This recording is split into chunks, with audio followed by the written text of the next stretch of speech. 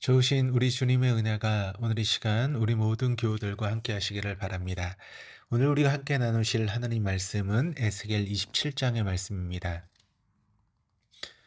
지난 시간 함께 말씀을 살피며 나눴던 것처럼 이 두로라고 하는 이 도시 국가는 해상 교통의 요충지였습니다.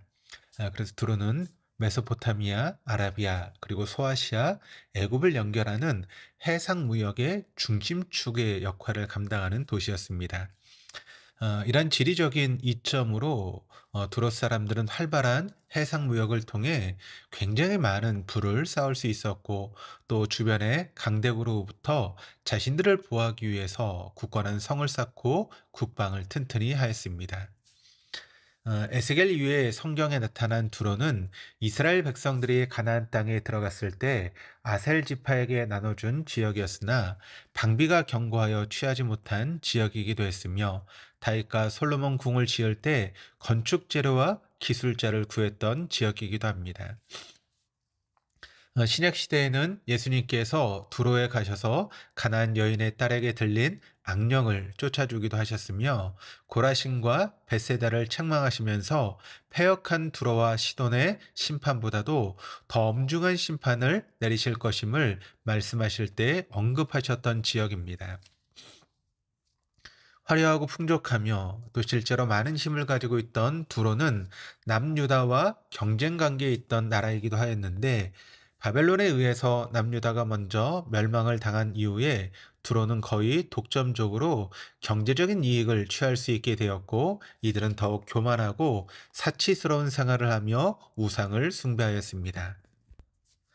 이러한 교만한 두로를 하나님께서는 철저히 심판하실 것임을 말씀하십니다. 에스겔 26장부터 28장까지의 내용은 두로의 심판과 멸망을 이야기하는데, 다른 지역에 관한 심판의 내용보다 그 내용이 훨씬 긴 것을 보더라도 하나님께서 얼마나 엄중히 두로를 심판하시는지를 알 수 있습니다. 27장은 26장과 28장의 내용을 서로 연결하는 역할을 하고 있으며, 27장은 크게 세 부분으로 나눌 수 있는데, 1절에서 11절은 두로의 옛 영광을 시적인 표현을 사용해서 잘 나타내주고 있고, 또 12절에서 25절은 두로의 무수한 교역국을 나열하고 있으며, 또 26절에서 36절은 두로의 파성과 파멸을 시적으로 표현하고 있습니다. 본문에서 살펴볼 수 있는 두로의 가장 큰 조약은 오늘 본문 3절 말씀을 통해 이렇게 기록을 합니다. 너는 두로를 향하여 이르기를, 바다 어귀에 거주하면서 여러 섬 백성과 거래하는 자여, 주 여호와께서 이같이 말씀하시되, 두로야, 내가 말하기를 나는 온전히 아름답다 하였도다. 이 말씀에서 나타나고 있듯이 스스로를 온전히 아름답다 일컬으며 굉장히 교만한 상태에 있었던 두로의 모습을 보여주고 있습니다. 하나님께서는 그런데 이러한 두로를 26절에서 내 사공이 너를 인도하여 큰 물에 이르게 하며 동풍이 바다 한가운데에서 너를 무찔렀도다 라고 하는 그런 표현을 통해 실제로 엄중히 심판하실 것이라 말씀하셨고, 실제로 두로는 예루살렘이 함락당한 이듬해 동쪽에 위치한 바벨론 왕 느부갓네살의 침공으로 무참하게 파괴되고 유린당하게 됩니다. 본문에서 두로를 아름답고 화려한 배의 모습으로 비유하여 표현함으로써 실제로 그 국가가 얼마나 풍요롭고 화려했는지를 잘 보여줍니다.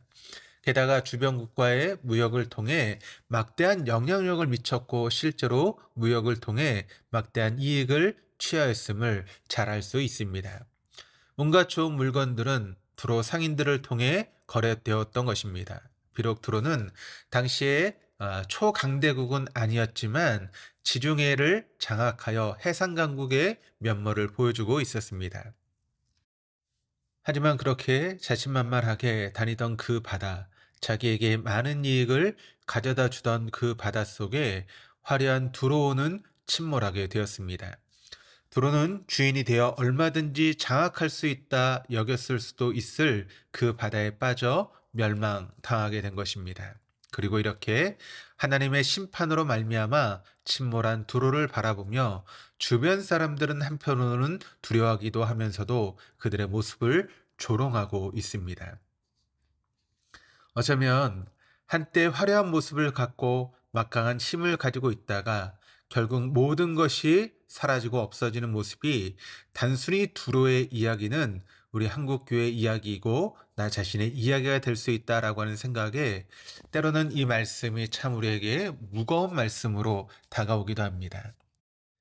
사람들은 화려하고 아름답고 크고 웅장한 것을 좋아합니다. 하지만 그러한 것들을 추구하는 가운데 그 마음속에 하나님 앞에서 겸손함은 다 사라지고 교만과 아집과 불순종의 모습만 남아 하나님의 보시기에 올바른 모습대로 살아가지 못하는 삶을 살아간다면 어쩌면 오늘 동풍에 의해 바다에 침몰하는 화려함을 자랑하던 두로처럼 안타깝고도 슬픈 상황에 처할 수도 있을 것입니다.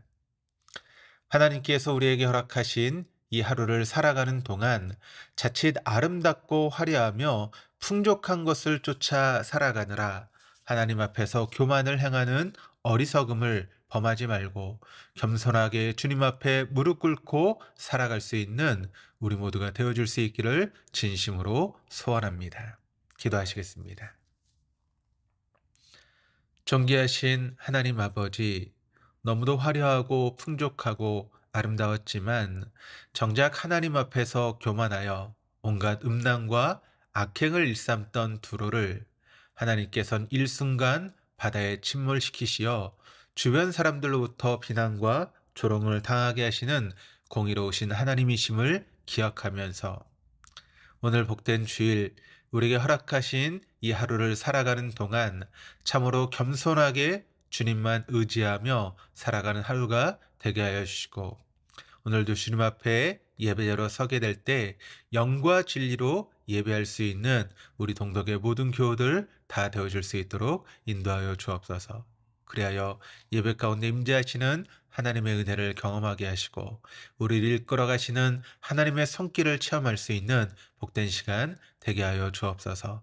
감사드리며 예수 그리스도 이름으로 기도드립니다. 아멘.